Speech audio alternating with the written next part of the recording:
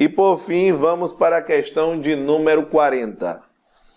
Em relação à organização político-administrativa nos termos da Constituição, é incorreto afirmar: a reintegração do território será regulada por lei complementar. Gente, tudo envolvendo o território está relacionado à lei complementar. Chamando a atenção que quando nós falamos em territórios, aqui o que a gente está conversando é sobre territórios federais.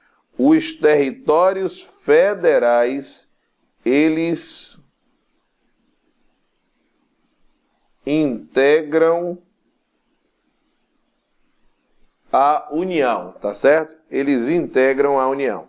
Os municípios podem ser incorporados por meio de lei estadual dentro do período determinado por lei complementar federal. Sim, em verdade tem que ter plebiscito, tem que ter lei estadual, mas tem que respeitar o período determinado em lei complementar federal. É exatamente o disposto no artigo 18, em seu parágrafo 4º.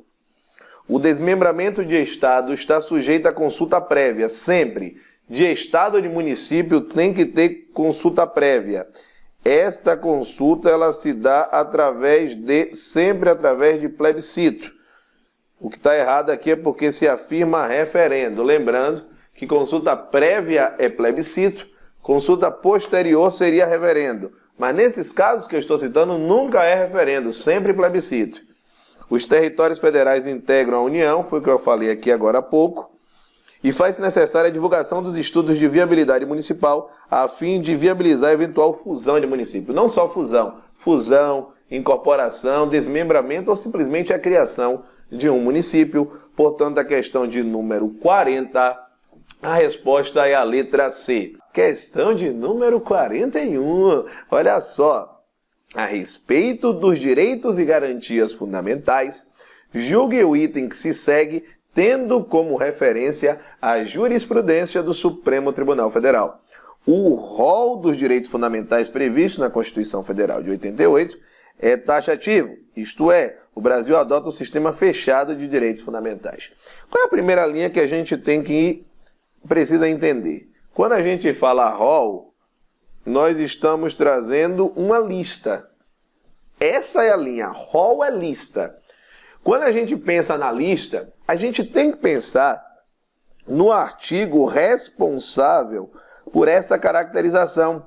É o artigo 5º, parágrafo 2º da Constituição Federal, que aqui assim aduz: os direitos e garantias expressos na Constituição não excluem outros decorrente dos princípios e do regime por ela adotado, e dos princípios, e dos tratados internacionais em que a República Federativa do Brasil seja parte.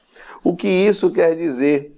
Que no Brasil nós temos assegurado, a Constituição, ela determina que existem direitos e garantias que estão expressos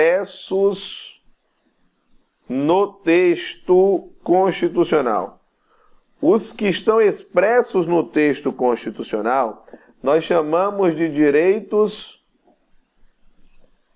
fundamentais em um sentido formal.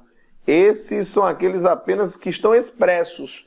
Só que além dos expressos, a Constituição também assegura outros decorrentes do regime dos princípios por ela adotados e dos tratados internacionais em que a República Federativa do Brasil seja parte. Ou seja, aqueles que conferem direitos essenciais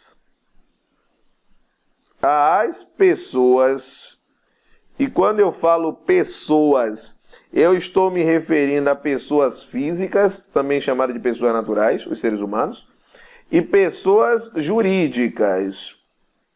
Só que lógico que no caso das pessoas jurídicas, é no que couber. É possível a proteção da honra, é a proteção da imagem de uma empresa, isso é possível, tudo isso é possível de pessoas jurídicas. É lógico que você não tem como proteger a liberdade, não tem como ser presa a pessoa jurídica, mas enfim, existem diversos direitos que podem ser usufruídos. É por isso que é no que couber. Então, se assegura direitos formalmente fundamentais, que são os expressos no texto, mas também outros que estão em outros locais, mas que conferem igualmente direitos essenciais às pessoas. O que isso quer dizer? Que no Brasil, em relação ao rol, nós temos um rol exemplificativo. Se o rol é exemplificativo, se ligue à questão de número 41, que afirma que é taxativo, é uma questão errada.